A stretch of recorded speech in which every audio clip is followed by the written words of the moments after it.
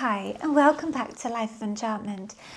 A little quick video on when you're listening to lots of people's stories or different things that you'll hear, you'll often come across people who have had amazing awakenings and journeys.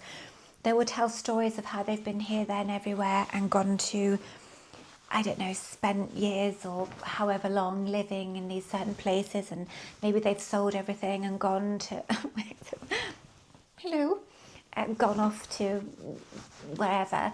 And whilst that is marvellous, I just want to make sure that you all know and understand that you don't need to do that. You don't have to go off and have some major event or sell everything up and move to in the middle of where the food of lip and have these, I don't know, 3-day fastings or whatever, or take anything that you don't want to take in order to see, feel and hear certain things. And I think it's really important because some of the biggest awakenings I have had are when I'm connecting with myself at home, actually, or in a very localized area. Hi, I don't know why he's so clingy. I think he just wants to be on camera. What I do think is important though is that you develop a practice. You have got to practice it. If you want to awaken or grow spiritually or in whatever that means for you, you do need to make an effort and know that trying lots of different ways to connect with lots of different things is really important. And you can, at one point, you can resonate more with one thing and another thing and just learn to flow with it. At different times you will need different things, you'll need different guides, you'll need different feelings. Biggest thing that you will find helpful is if you, no barking, the biggest thing you'll find helpful is if you spend some time. You can go to wherever you want to go. If you're not connecting with yourself and whatever's going on around you, and to the moon, to the stars, to the sun, to the oceans, to Mother Earth, to angels, to spirit guides, your spirit animals, people, if you're not connecting, it doesn't matter where you are, you won't connect. And if you are connecting, it doesn't matter where you are, you'll connect. So, and even though, like I said, it's wonderful, I've had some amazing experiences, one in Glastonbury, which was a bit at first, and then my first festival was in Unearthed in Pembrokeshire, and it was absolutely fantastic. I think the biggest thing I got from there, apart from it was just amazing, was I was totally able to be myself with absolutely no judgment and worry that I would be judged. So that was a big, lovely lesson for me.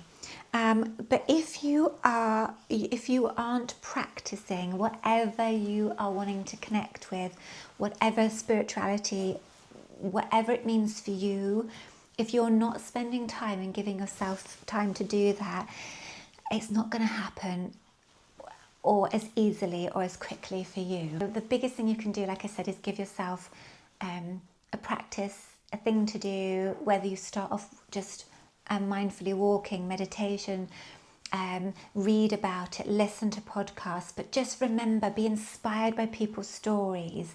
Just because it happened one way for them doesn't mean it won't happen for you, and you do not need to go off and have into some other weird and wonderful land or just somewhere else in order to have some deep awakening, and sometimes you might need to, but for those who can't or don't want to or don't have the ability to, the finances or whatever it is, you don't have to do that. You can find an ancient wood, even if it's just got 1 or 2 trees there. You can find beautiful beaches or a piece of land, you know, as in like a park or somewhere reasonably local to yourself where you can connect with any elements, elementals. You can create that in your home. You don't have to be outside.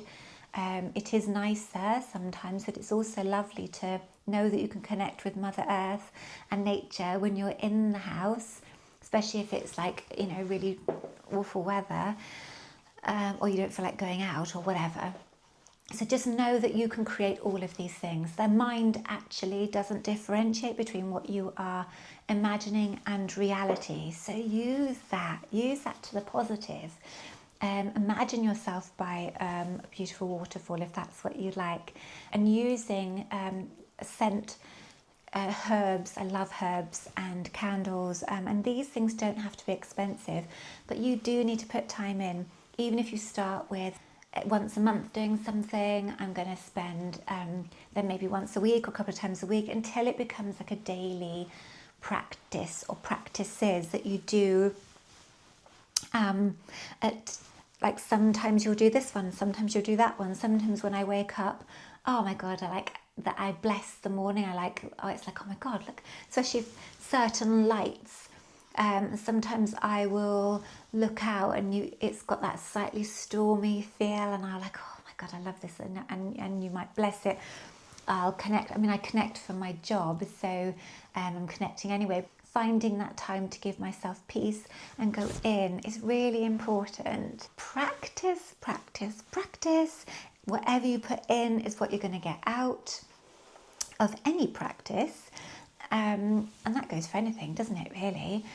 Also, creating your environment to, I mean, mine is very verified with crystals everywhere and some plants and different pieces and candles and the elements and seashells and stones from pebbles and bits of, all sorts of things.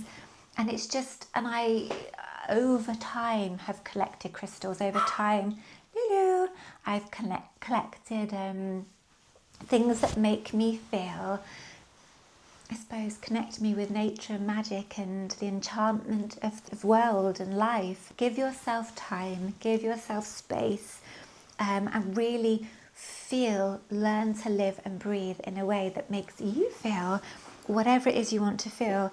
Me, I like to feel the magic around me. I like to see it and feel it and the enchantment. All my love, Ella. Bye.